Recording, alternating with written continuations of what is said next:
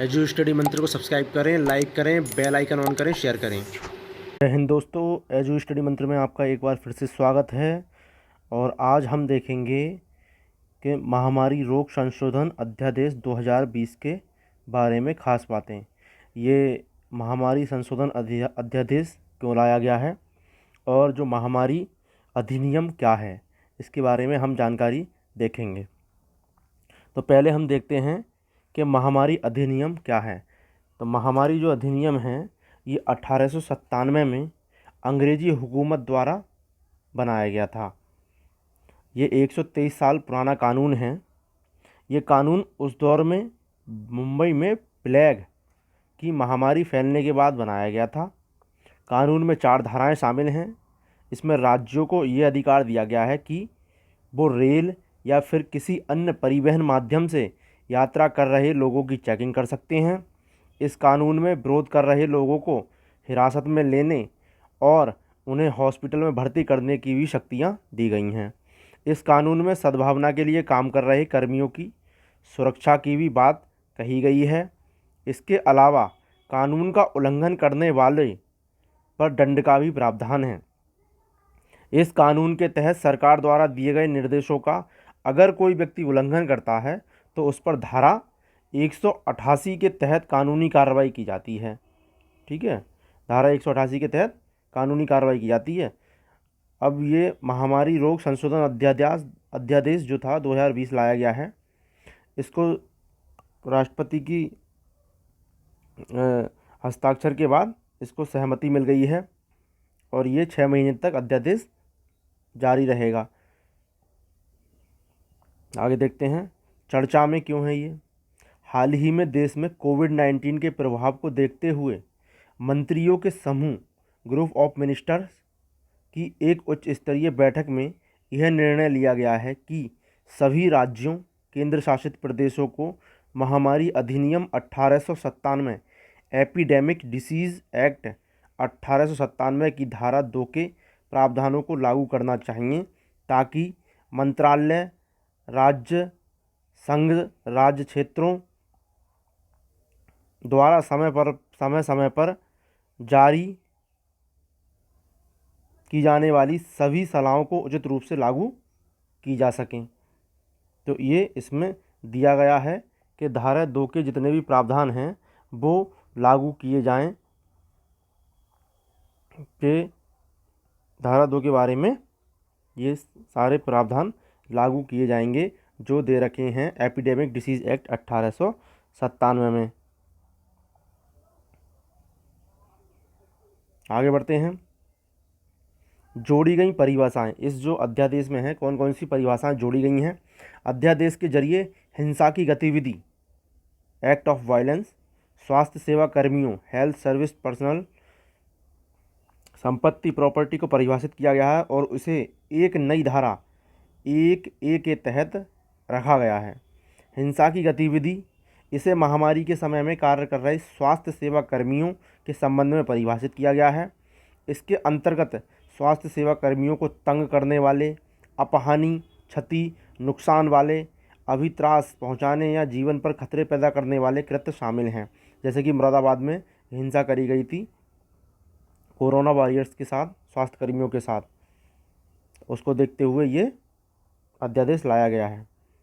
इसके अलावा स्वास्थ्य सेवा कर्मियों के कर्तव्य के निर्वहन के दौरान क्लिनिकल इस्टेब्लिशमेंट या अन्यथा कहीं और किसी भी प्रकार की बाधा पहुंचाना भी हिंसा की गतिविधि के अंतर्गत आएगा। हिंसा की गतिविधि के अंतर्गत आएगा ये सब भी। आगे देखते हैं। यही नहीं, स्वास्थ्य सेवा कर्मियों की अभिरक्षा में या उससे संबंधित संपत्ति का दस्तावेज को हानि पहुंचाना या नुकसान ग्रस्त करना भी हिंसा की गतिविधि के अंतर्गत आएगा। हिंसा की गतिविधि के अंतर्गत ये सारी चीज़ें आएंगी।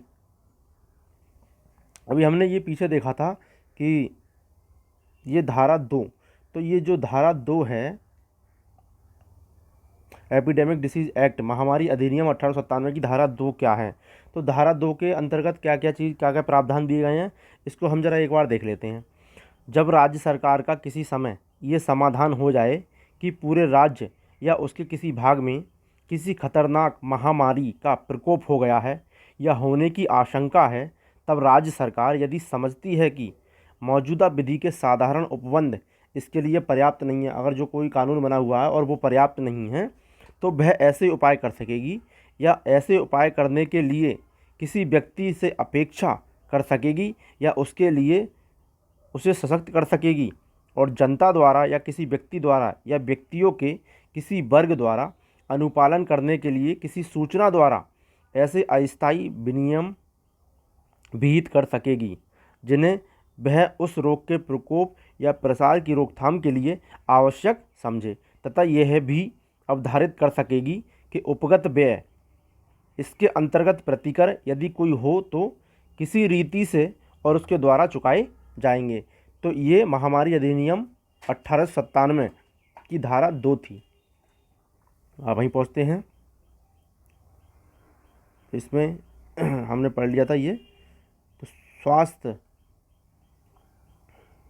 जहाँ तक पढ़ लिया था यही नहीं, स्वास्थ्य सेवा कर्मियों की अभिरक्षा में या उससे संबंधित संपत्ति दस्तावेजों की हानि पहुंचाना या नुकसानग्रस्त करना भी हिंसा की गतिविधि के अंतर्गत आएगा। आगे, स्वास्थ्य सेवा कर्मियों, इसके अंतर्गत सार्वजनिक तथा नैदानिक स्वास्थ्य सेवा प्रदाता जैसे डॉक्टर, नर्स, पैरामेडिकल कार्यकर्ता तथा सामुदायिक स्वास्थ्य कार्यकर्ता शामिल हैं। यही नहीं, अध्यादेश के अनुसार स्वास्थ्य सेवा कर्मियों की परिभाषा में ऐसे सभी लोगों को भी शामिल किया गया है जिन्हें इस महामारी के प्रकोप को रोकने या इसके प्रसार को रोकने के लिए अधिनियम के तहत अधिकार प्राप्त हैं।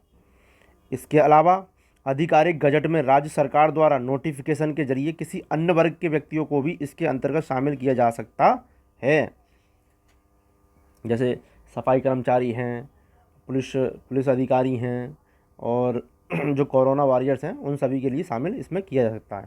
संपत्ति क्या है? संपत्ति की जो परिभाषा दी गई है इस अध्यादेश में क्या दी गई है? इसके अंतर्गत एक क्लिनिकल इस्टेब्लिशमेंट महामारी के दौरान मरीजों के लिए क्वारंटाइन या आइसोलेशन के लिए चिन्हित की गई कोई जगह, एक मोबाइल मेडिकल यूनिट, कोई अन्य संपत्ति जिससे एक स्वास्थ्य सेवा कर्मी का महामारी के दौरान सीधे तौर पर लेने देना हो शामिल है। मतलब संपत्ति से क्वारंटाइन सेंटर वगैरह शामिल हैं जो 14 दिन के लिए जो बनाया जाता, 14 दिन रुकने के लिए किसी व्यक्ति के लिए बनाया जाता है जो संदिग्ध होता है, क्वारंटाइन सेंटर या आइसोलेशन वार्ड, जो जिसमें क्या कहते हैं कोरोना वॉरियर्स, जो कोरोना पेशेंट रखे जाते हैं, आइसोलेशन वार्ड। तो ऐसी जगहों को अगर किसी को नुकसान वगैरह पहुंचाना हो तो उसके लिए ये भी परिभाषा दी गई है। संपत्ति क्या है इसमें? हिंसा पर रोक और सज़ा का प्रावधान क्या दिया गया है इसमें, ये और देखेंगे। अध्यादेश के अनुसार इस अधिनियम में जोड़ी गई एक नई धारा 2A स्वास्थ्य सेवा कर्मियों के खिलाफ हिंसा को और संपत्ति को नुकसान पहुंचाने को प्रतिबंधित करती है। धारा 3(2) के तहत एक स्वास्थ्य सेवा कर्मी के खिलाफ हिंसा की गतिविधि करने वाले व्यक्ति या उस कृत्य का दुष्प्रेषण करने वाले व्यक्ति या संपत्ति को नुकसान पहुंचाने वाले या उस कृत्य का दुष्प्रेरण करने वाले व्यक्ति के लिए कम से कम 3 महीने की सज़ा का प्रावधान है। अगर कोई प्रॉपर्टी या ऐसी कोई एक स्वास्थ्य सेवा कर्मी के खिलाफ हिंसा करता है तो उसको 3 महीने की सज़ा का प्रावधान दिया गया है। हालांकि इस सज़ा को 5 वर्ष तक कैद तक बढ़ाया जा सकता है। अगर ज़्यादा गंभीर विषय है तो उसको 5 वर्ष तक बढ़ाया जा सकता है, और 50,000 रुपये से लेके 2 लाख रुपये तक जुर्माने की सज़ा दी जा सकती है।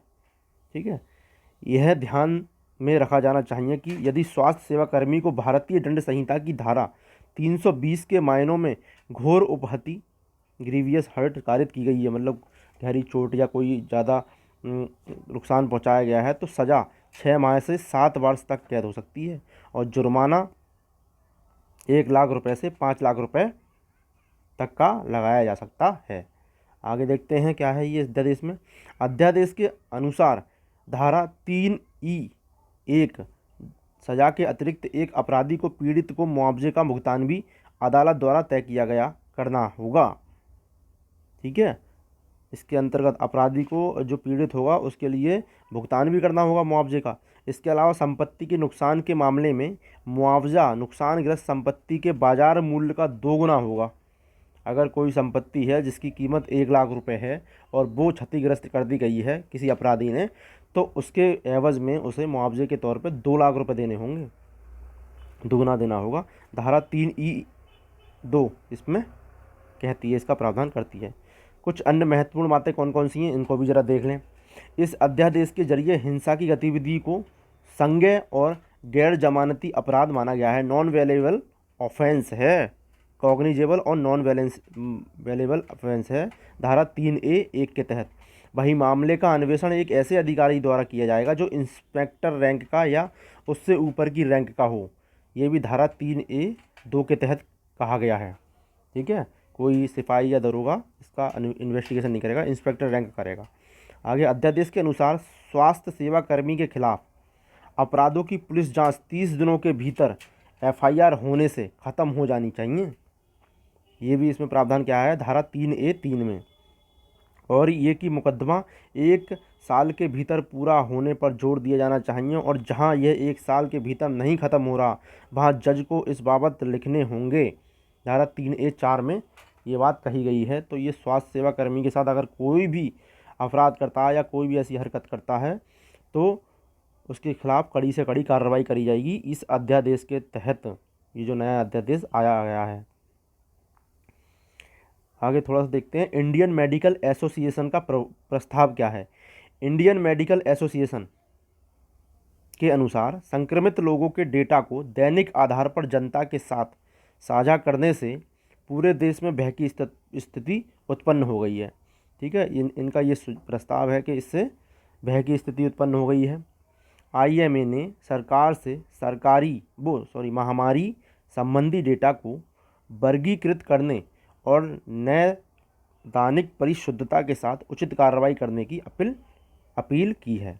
तो ये किसने की है, इंडियन मेडिकल एसोसिएशन के प्रस्ताव में करी गई है ये। तो ये है अध्यादेश जो था हमारा आज का महामारी रोग संशोधन अध्यादेश 2020 के बारे में हमने ये आज की कुछ जानकारी देखी।